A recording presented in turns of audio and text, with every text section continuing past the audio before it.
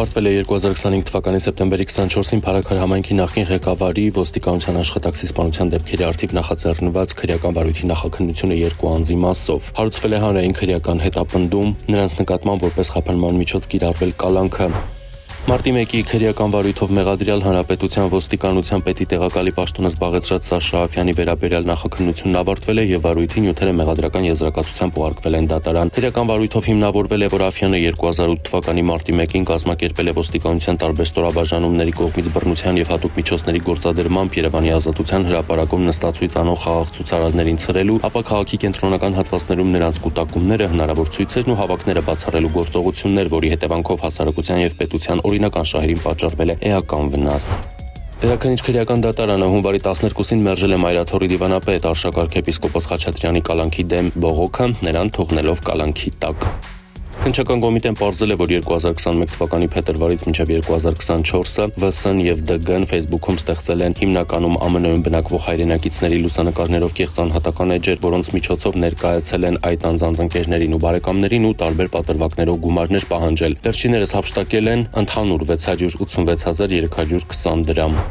Հակակոռուպցիոն կոմիտեն պարզել է, որ Հանրապետության ֆիզիկական կուլտուրայի եւ սպորտի պետական ինստիտուտի համապատասխան ամբիոնի վարիչը օգտագործելով իր ծառայողական լիազորություններն ինստիտուտի ուսանողների օգտին հովանավորչություն կատարելու համար կաշառք է ստացել նրանց ծնողներից։ Նրան մեղադրանք է առաջադրվել։ Խափանման միջոց կալանքը փոխարինվել է տնային կալանքով եւ գրավով 10 միլիոն դրամի չափով։ Հունվարի 12-ին տեղեկություններ են ստացվել, որ Երևանի Կիևյան կամրջի տակ Հրազդան գետում դի կա, տեղում հայտնաբերվել է անձը չպարզված դի։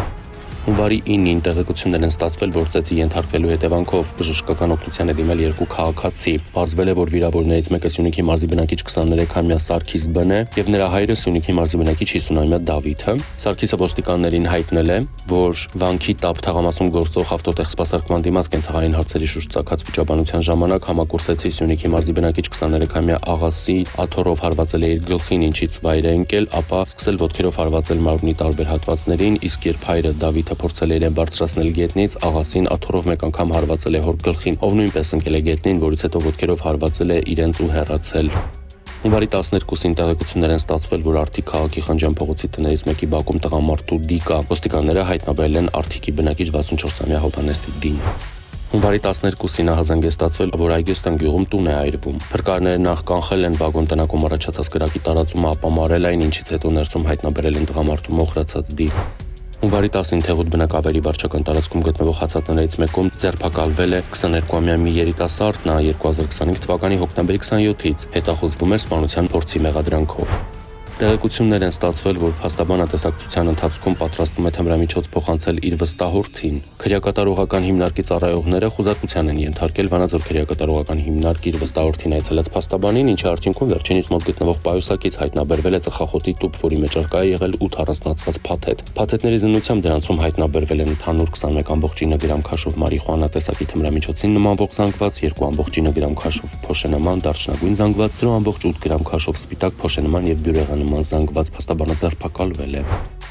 Ջենս Պրայսի փողոցում թմրանյութ ձեռք բերելու եւ պահելու կասկածանքով ձերբակալվել է Կոտայքի մարզի Նորգեղի գյուղի բնակիչ 40-ամյա մի տղամարդ, հայտնաբերվել է թմրամիջոցի նմանվող 31.15 գրամ զանգված կիսամոխրացած հետքերով կաթուցիչ 40-ամյա տղամարդը ներկայացվել է նախաքննական մարմին։ Տաշիր Ստեփանավան ճանապարհին հայտնաբերվել եւ թմրամիջոց ձեռք բերելու պահելու կասկածանքով ձերբակալվել է Տաշիր քաղաքի 49-ամյա եւ 47-ամյա երկու բնակիչ, 49-ամյա տղամարդու անձնական խուզարկությամբ հայտնաբերվել է թմրամիջոցի նմանվող 140 գրամ զանգված։ Հունվարի 13-ին Երևանի բնակիչ 40-ամյա Վարդանն իր վարած BMW մակնիշի ավտոմեքենայով Արշակոնյաց պողոտայում վրայերթի է ենթարկել ճանապարհը չթույլատրելի հատվածով անցնող կին հետիոտնին, վարորդափախուստի չի դիմել, ահազանգել է շտապօգնություն, բժիշկներն արձանագրել են հետիոտնի մահը։ Հունվարի 12-ին Գանձակ բնակավայրում Գեղարքունիքի մարզի բնակիչ 37-ամյա Գևորգը կայանել է իր վարած բեռնատար գազել մակնիշի ավտոմեքենան, իջել ավտոմեքենայից, որպեսզի ավտոտնակի դռները բացի, ինչից հետո ավտոմեքենան ինքնաբերաբար հետ է շարժվել ու վրայերթի է ենթարկել Գևորգին, նա տեղափոխվել է հիվանդանոց։ Հունվարի 13-ին Երևանի Հերացու թունելից դեպի Խանջյան թունել տանող ճանապարհահատվածում բախվել են Toyota Ipsu, Mercedes Sprinter, Chevrolet եւ Voya մակնիշի ավտոմեքենաները, 6 հոգի, որոնցից 3 երեխաներ տեղափոխվել են հիվանդանոց։ Հունվարի 12-ին Dongfeng մակնիշի ավազով բեռնված բեռնատարը Երևան Երասկ-Մեղրի ավտոճանապարհին դուրս է եկել երթևեկելի գոտուцով կողաշրջվել, վարորդը տեղափոխվել է հիվանդանոց։